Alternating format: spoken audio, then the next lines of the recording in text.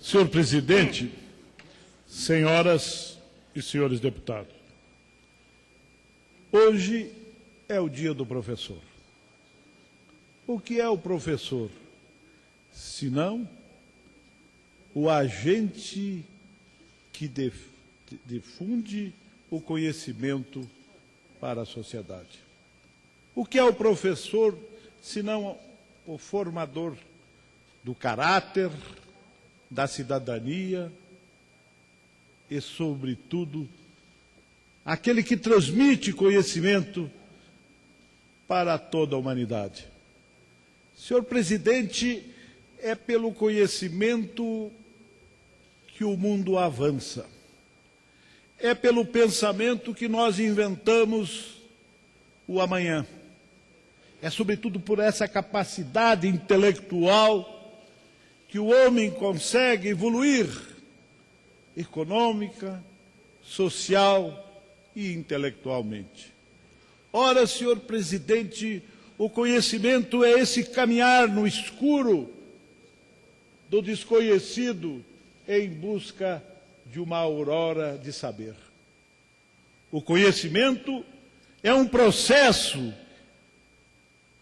que o pesquisador vai na solidão e busca construir aquilo que ainda não era conhecido. Heráclito nos ensina exatamente que o conhecimento é um raio que fere a escuridão do desconhecido e traz no bojo da claridade aquilo que é útil para a sociedade. Por isso que o professor tem essa função magnífica, essa função elevada na sociedade de fazer com que a evolução avance em todos os setores. É por esse conhecimento que o professor se dedica como um sacerdócio, não apenas para salvar almas, mas, sobretudo, para salvar a alma e o caráter. É o professor que vai moldando a criança, o jovem, que vai moldando como alguém que vai construindo de barro com as mãos um objeto altaneiro, importante para a sociedade. A educação se constrói nas salas de aula, se constrói em casa, no seio da família, mas, sobretudo, é no estudo metódico, porque a ciência, se não é apenas mais do que o conhecimento metódico, é exatamente neste conhecimento curricular que vai se formando a alma da nossa juventude, a alma das nossas crianças e, por que não dizer, de toda a sociedade. Missão nobre, missão sublime que o professor tem na história da humanidade. Não é só aqui no Brasil, não é apenas esse decreto de Dom Pedro I, de 15 de outubro de 1827, que instituía o ensino elementar em todas as escolas. Não é apenas o dia consagrado ao professor que nós devemos louvar, mas devemos, sobretudo, exaltar a função nobre, importante, na construção de uma sociedade humana, justa e, sobretudo, voltada para a evolução do ser humano. Ora, se não fosse o conhecimento, estaríamos na barbárie.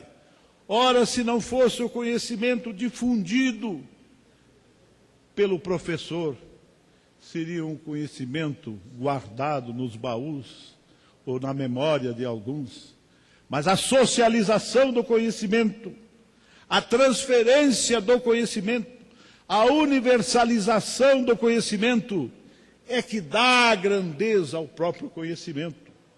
Como diria São Tomás de Aquino, os bens materiais diminuem pela divisão, mas os bens espirituais se multiplicam pela divisão, porque quanto mais universal for o conhecimento, ele será cada vez superior, maior e crescente.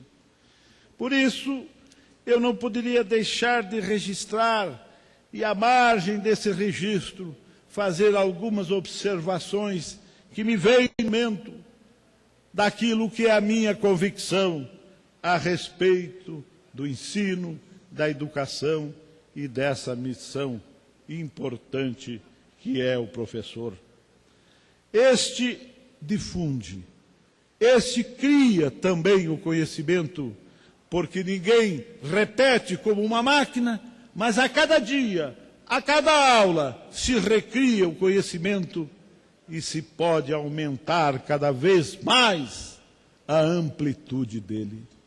Por isso, mais uma vez, ao registrar esse dia do professor, o professor que lá nos bancos da escola primária foi me instruindo com as primeiras lições.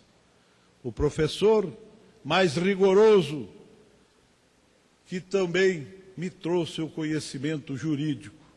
A todos eles, o meu agradecimento, mas esse é o agradecimento que a sociedade faz a todos os professores que vão criando esse país criticamente, porque o conhecimento, sobretudo, é crítico na medida em que ele quer criar sempre o melhor. E o melhor só se faz superando o passado. É esse processo dialético do conhecimento em que novas sínteses e antíteses são criadas para que a evolução seja possível. Oh, como é fantástico esse processo de conhecimento. O homem que ganha todos os campos do universo, que avança pelo pensamento, pela imaginação, vai inventando o mundo à sua imagem e semelhança. Esta é a grandeza do ser humano, esta é a grandeza que nos dá assim uma ponta da divindade, uma ponta, sobretudo, da eternidade. O conhecimento há de avançar e dominando sempre áreas novas do desconhecido, o conhecimento que se conquista na escuridão da noite daquilo que ainda não veio a lume. Por isso, mais uma vez, eu quero registrar desta tribuna a importância e o agradecimento aos professores do Brasil, dos rincões mais distantes, das aldeias indígenas da Amazônia, que lá levam a nossa cultura. Lá, num confronto com o conhecimento dos autóctones, eles vão trazendo-os também para o convívio da cultura brasileira. Não há como isolar os indígenas, porque eles são cidadãos. Reclamam a cidadania plena, e esta deve ser a nova política, inclusive com relação à questão indígena brasileira. Ninguém mais quer apito, ninguém mais quer ser tratado como condenados a viver dentro das reservas, que mais se revelam como grandes sepulturas do que áreas para a evolução dos indígenas. Senhor presidente, por fim, aproveitando os segundos que me resta, eu quero registrar mais uma vez a minha pregação a favor da transposição dos servidores de Rondônia para os quadros da União. Agora, hoje, vejo já uma promessa nova do candidato Aécio Neves, que disse que realizará imediatamente a transposição se eleito. Nós não suportamos mais esse ônus que a União deveria arcar 30 milhões por mês. E o nosso Estado novel, principiante Estado de Rondônia,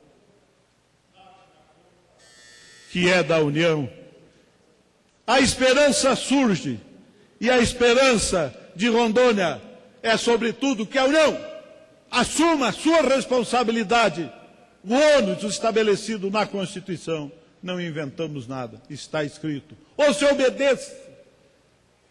se obedece à Constituição, ou se rasga aquelas páginas da emenda constitucional número 60. Muito obrigado, senhor presidente.